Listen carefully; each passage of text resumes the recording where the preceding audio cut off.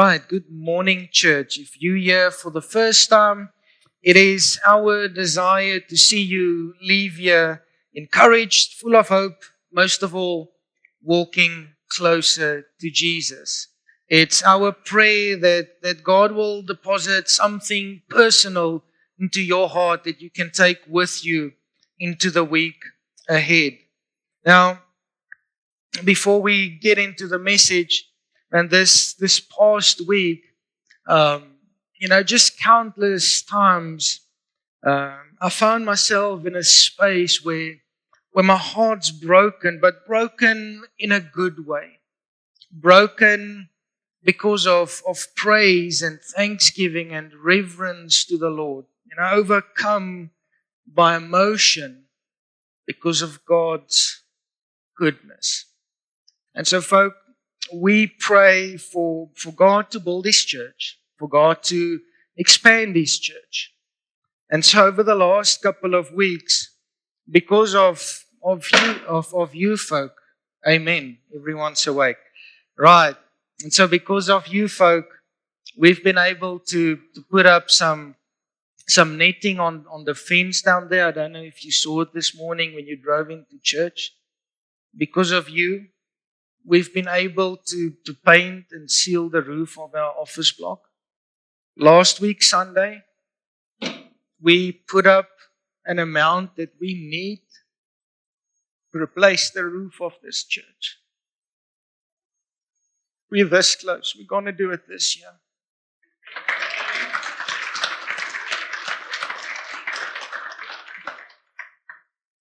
And so, folk, we just see God's goodness in the physical.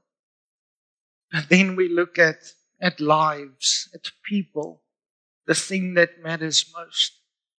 And we've been seeing God touch the lives of people. We've seen people find freedom. You heard this morning, people getting jobs. We've heard of folk getting financial breakthrough where they desperately needed it. And so, God is moving in this church. He's moving here. And so I want to encourage you to keep on building with us. Be a part of the story. Be a part of the story where God builds, where He expands, where He make new, where He restores.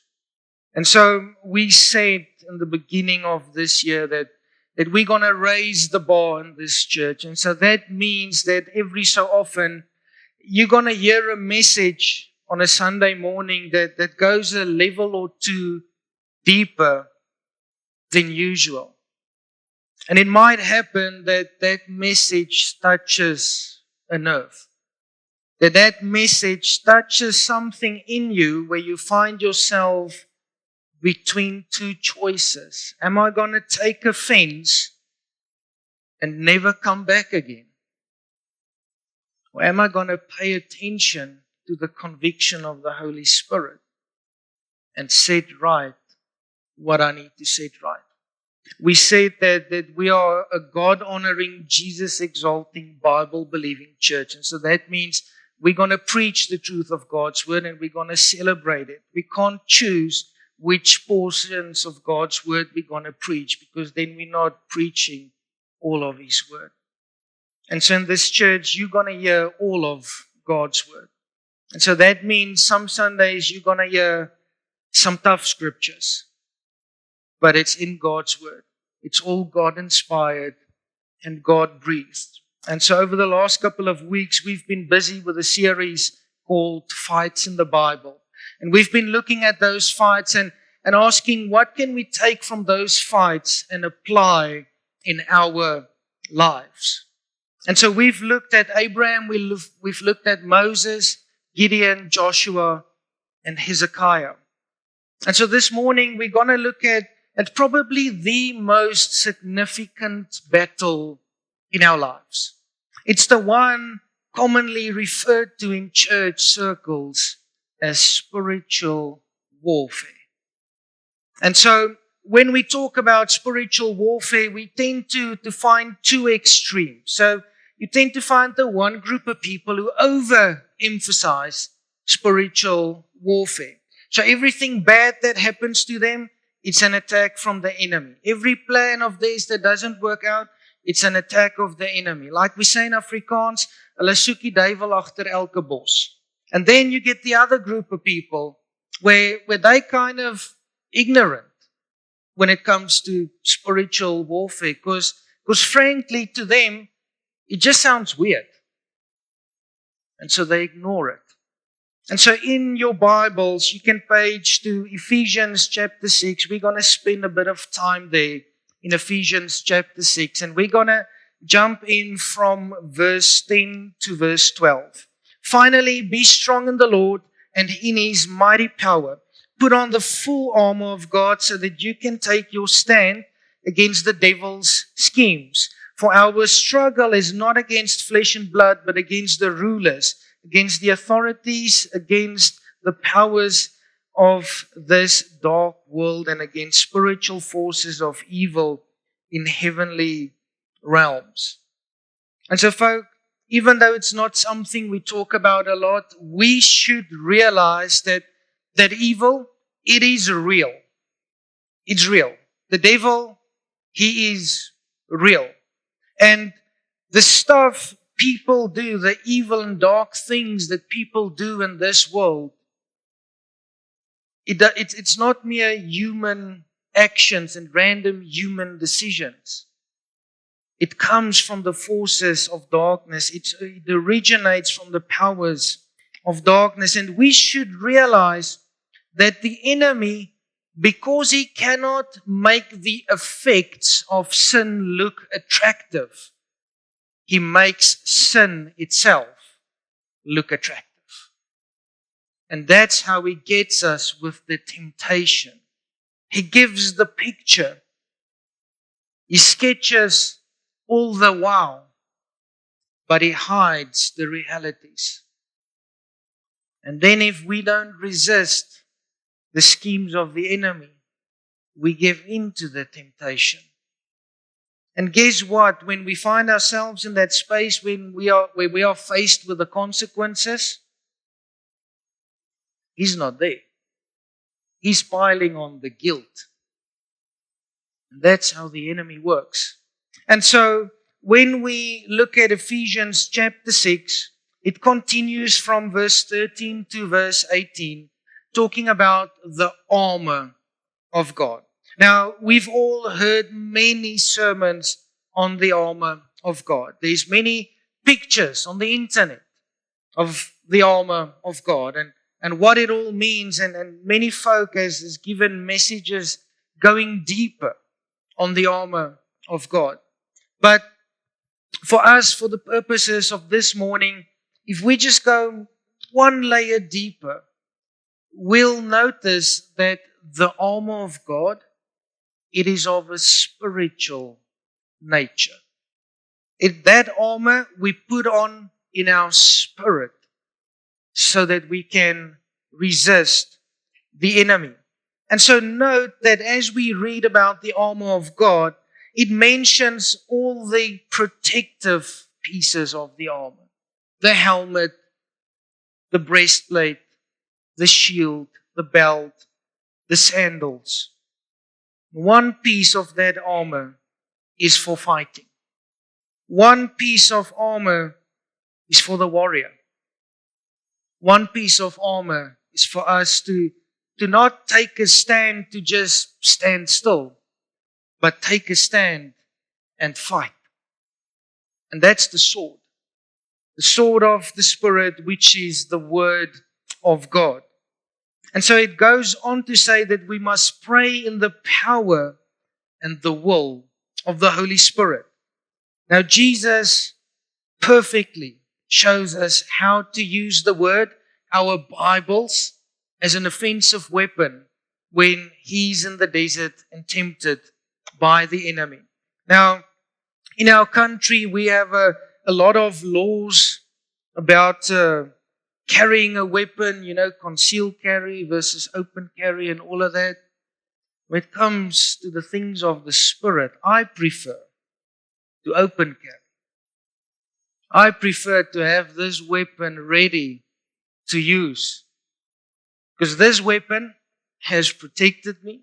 It's given me wisdom. It's guided me through some challenging times, and I bet it has done the same for you. And so a sword is not meant to be carried in concealment. We must be ready to fight. We must be ready to take territory. And so we must choose to open carry so that we can use the sword of the word. And so this morning a question to us is, on whose power are you relying? On whose power are you relying? We know that the devil, he is real. And his minions, they real. And they are present in the world. We talk about demons and evil spirits. And it's a fact of life. And so without Jesus, there is no way we can be victorious over the schemes of the enemy, over his tactics, over his lies.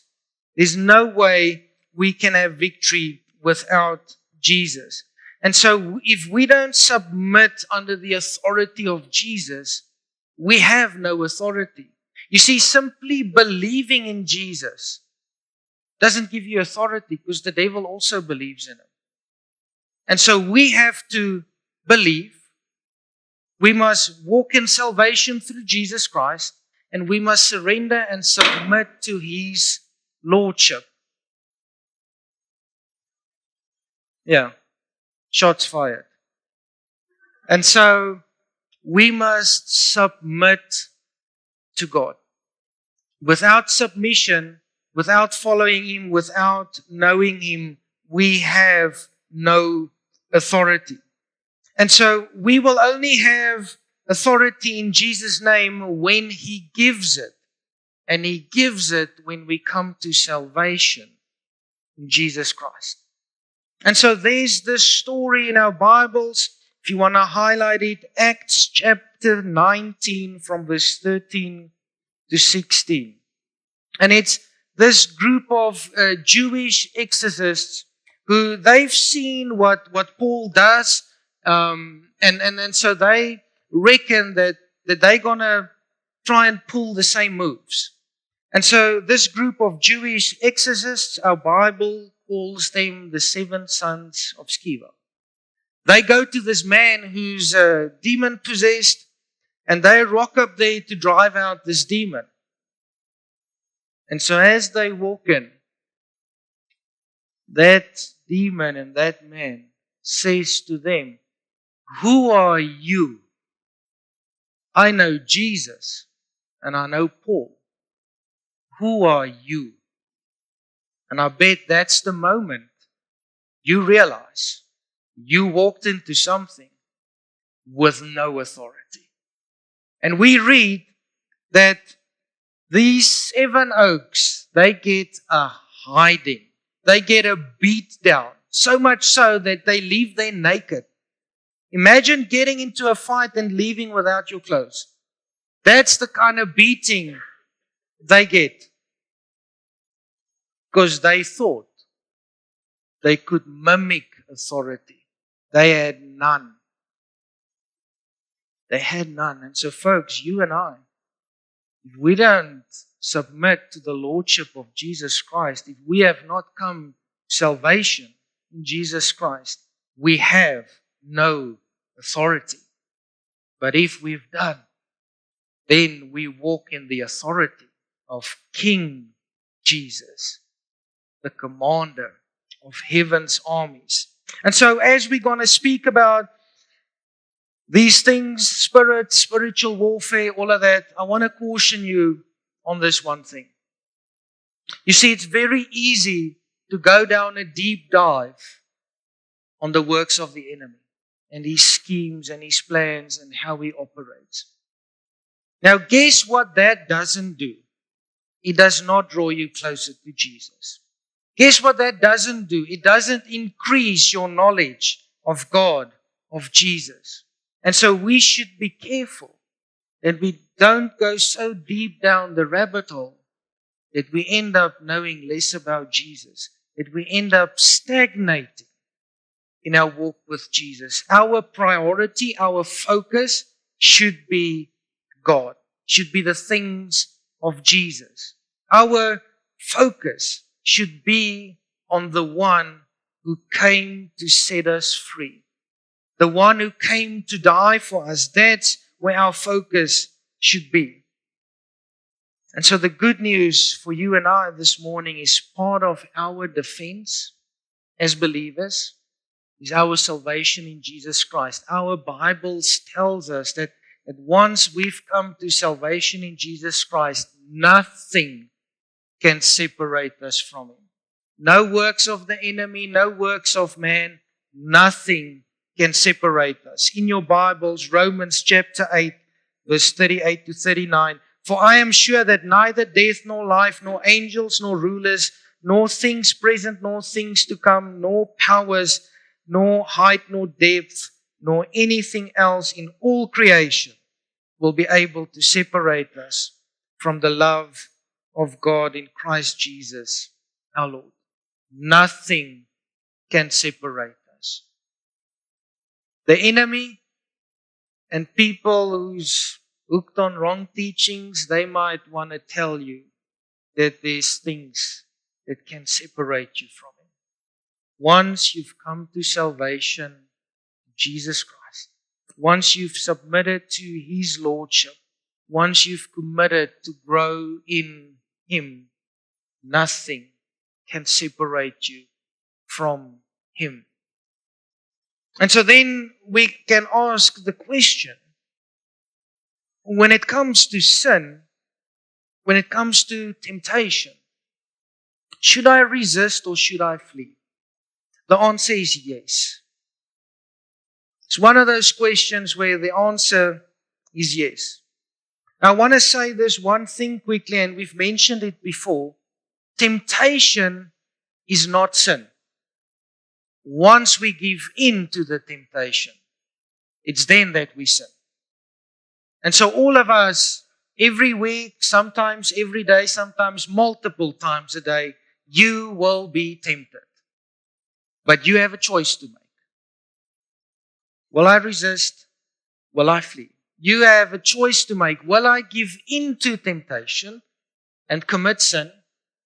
Or will I resist the enemy? And so, in our Bibles, James chapter 4, verse 7, submit yourselves therefore to God. Resist the devil, and he will flee from you. In other words, resist the enemy as to cause him to flee. And so when we look at the Greek word used here for resist the enemy, it speaks about an action that means we should stand against, we should oppose, we should fight against. And so the resist spoken about here, it's a offensive action. It's a fighting action. And so that means it will require of us this resistance to use the word of the Spirit, of the sword of the Spirit, which is the word of God. And that is our Bibles. And so note here that it says in this scripture, the first part of the resist is submit to God. That's the first part of how we resist the enemy. We submit to God, to His Lordship. We give all to Him. We surrender to Him. And so the enemy will flee from this resisting of ours when we do it in the authority of Jesus Christ, which comes when we come to salvation in Jesus Christ and when we submit to His Lordship. And so, in our lives, part of the resisting the enemy is we are to put on that armor onto our spirit, which is the armor of God. And when we read that portion of Scripture in Ephesians, it works top to bottom. the helmet of salvation. That's where it starts. That's where it starts. And so that should tell us that the first step in getting authority in Jesus' name, salvation, Jesus Christ. And so, when we look at our Bibles, there's a portion of Scripture in Corinthians. It's not often read. But we're going to read it this morning because we're going to raise the bar in this church. And so in your Bibles, 1 Corinthians 6 verse 18. Flee from sexual immorality. Every other sin a person commits is outside the body. But the sexually immoral person sins against his own body.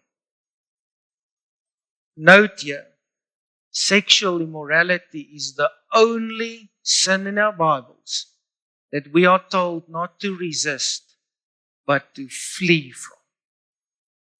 This is the one sin you flee from. You don't try to entertain it. You don't spend time lingering, should I, shouldn't I? This is the one you flee from. And so we live in a world that is hyper-sexualized.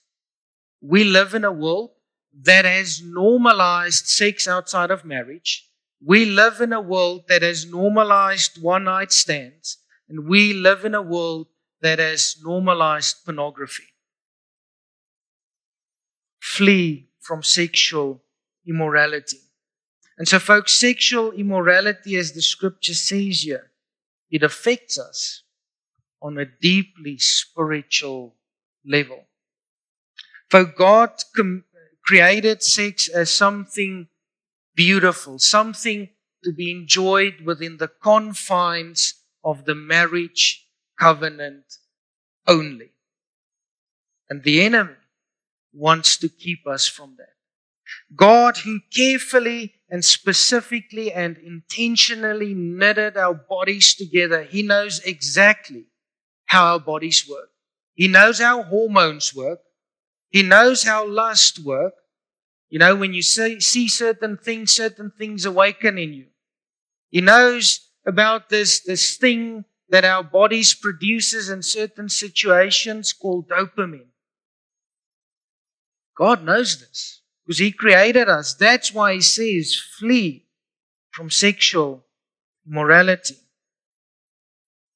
And so the enemy wants to keep us from the beauty and fulfillment of sex as God has created it to be enjoyed within the confines of the marriage covenant.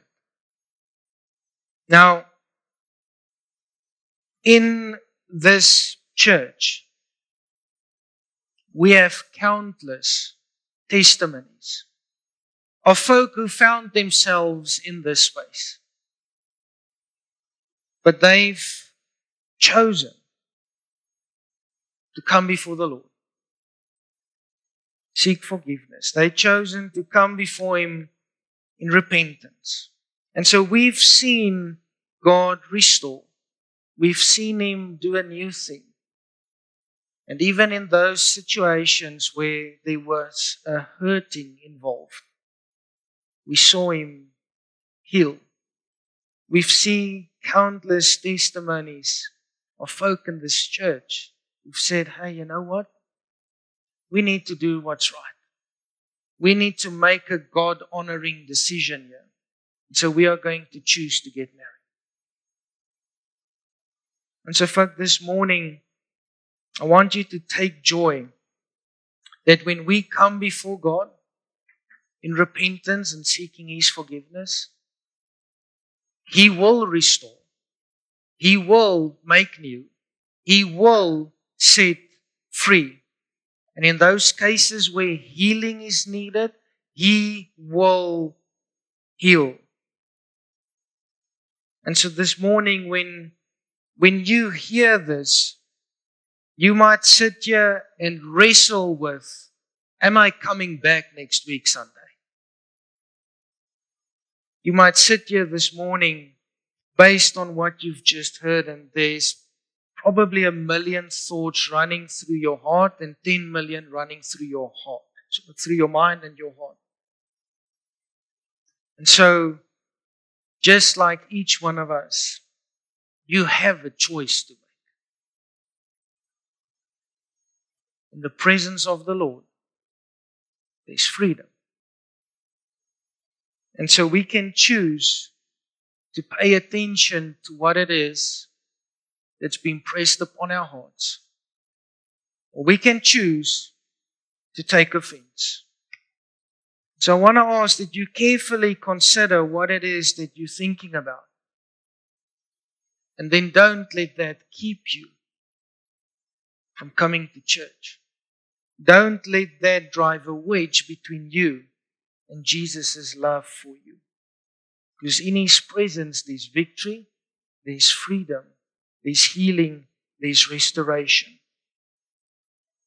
David writes in Psalm 119, verse 11 and 12, he writes the following: I've hidden your word in my heart that I might not sin against you. I praise you, O Lord. Teach me your decrees. Verse 12 is not there on the screens, just one I threw in there this morning. And so verse 12 for me is, whenever God points out something in my life, which, believe me, is quite regularly. Don't know if you have that too. I turn to this and I'm like, Lord, I praise you. Thank you for pointing this out, Lord. Teach me. Help me through this, Lord. Give me direction here. Shape me. Guide me through repentance. And so we see that this portion of Scripture that David writes, it originates from a deeply rooted love for God. It is an outward obedience that's a result of a heart that's been changed. It's the result of an inward change. And so knowing our Bibles, it's this priceless treasure within our hearts. And so knowing our Bibles, the Word of God, it is the agent of His Spirit, used to cleanse and shape the hearts of those who've come to salvation in Jesus Christ. And so as we spend time in the Word, every so often, the Holy Spirit's going to point out something to us. And then we must choose, am I going to work on this? Or am I going to skip to the next verse? The choice is ours. And so, like I've said before, we can go down this rabbit hole of how the enemy works, when he works, and all of that. Or we can hit pause and we can say, you know what? Let's recognize that He's real. There is a thing such as demons and evil spirits. It's real. But in recognizing that, we are also recognizing that we know how the story ends. Jesus wins. In recognizing that the enemy is real, we're recognizing that we can walk in freedom because of the authority of Jesus Christ within us that He gave to us when we came to salvation in Him, and that when we walk with Him, we can overcome, we can have victory, and we can walk in freedom. And that's where our focus is going to be. And so there's no sin, there's no messy past, there's no addiction, there's no amount of guilt from the enemy that's too big for God to remove, to wash clean. There's no sin that's too big for God's grace. There's no messy past that's too messy for Him to step in, take your hand, walk with you through that. So God's grace, in all His grace, He forgives and He restores. And so some deep questions that I want us to consider this morning. The worship team's welcome to come back up. And so these are going to be some deep questions, and I want you to carefully consider these questions. And so the first one is, where is it that I've been entertaining something in my life? Entertaining sin and wrong things, when in fact I should resist it. But I've been spending time in it instead of resisting it. Where's that area in my life? Is there such an area in my life?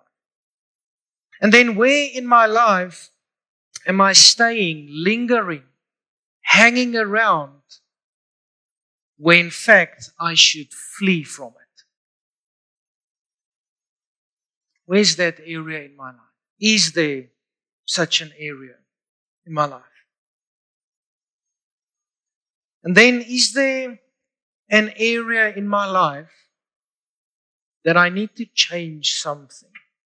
That I need to set something right? And maybe I say it's area A and it's area B. Okay, now you've recognized those areas. The next question is, do you want to change it? Do you want to set it right? And then lastly, where is it that you feel trapped or captive? And do you want freedom? And so we said throughout the series that we're going to pray 3 very specific things. We said we're going to pray and pray, Lord, come, we are here. Lord, speak, we are listening. Lord, lead, we are following. And so this morning, if we make this a personal prayer, and so right there in your seat, maybe with that inside voice, if you want to say it out loud, you're welcome to. There where I'm at, the things in life that I'm going through, that I'm wrestling with, the 10,000 thoughts that's running through my head now. Lord, come. I am here. Lord, come. I'm here. Lord, this thing that I'm in, Lord, these 2 or 3 decisions that I'm wrestling with, should I, shouldn't I? Is it right? Is it wrong? Should I make an excuse or should I just change this? Lord, come. I'm here. And these things that I'm finding myself in, the stuff that I'm wrestling with, the things I'm considering, maybe the areas where I feel trapped. Lord, speak. Lord, I need you to speak, Lord. I'm listening. Lord, speak into this and just tell me what to do, Lord. Lord, just tell me how to get out of this. Lord, speak. I'm listening. Then the space that I'm in, these things that I'm wrestling with. Lord, I don't know how to get out of this. Lord, I don't know how to go home and have a tough conversation. Lord, I don't have the words to speak, Lord. Lord, I want you to come, step into this, Lord, and lead me, Lord. Lord, I need your leading because I have no idea what to do here. Come, Lord, lead me. I'm following. So, Father God, as we come before you this morning, Lord, none of us sitting here have it all together. None of us sitting here are more perfect than the guy sitting next to us. We are all a work in progress. We have all things that we need to work through. There's areas in each of our lives where we are not as close to you as we should be, Lord. Lord, and so my prayer is that you come and just step into that for each one of us, Lord. Lord, show us where we need to draw closer to you, Lord. Show us how to draw closer to you in that area. Lord, and there where we may be wrestling with a specific kind of sin, Lord. Lord, guide us.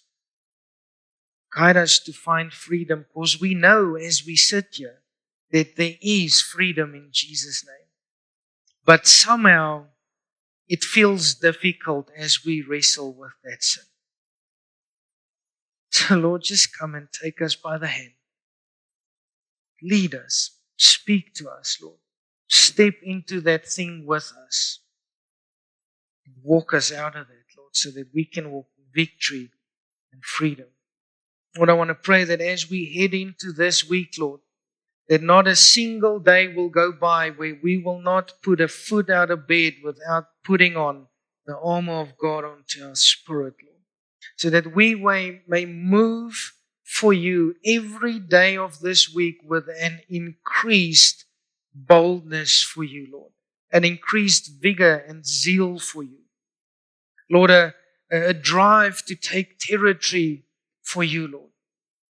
Lord, and specifically for us as men, Lord, this is my heart for the men, Lord, that we would be warriors, men of God, as the word calls us to be.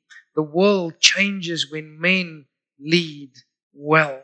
When husbands step up and be godly husbands, when dads step up to be godly dads. Lord, I want to pray your hand of protection over each and every family represented here this morning, Lord. Take us all safely back home, Lord. Guide us through this week, Lord. Bring us all back together again here next week, Sunday. And we pray for this in Jesus' name. Amen.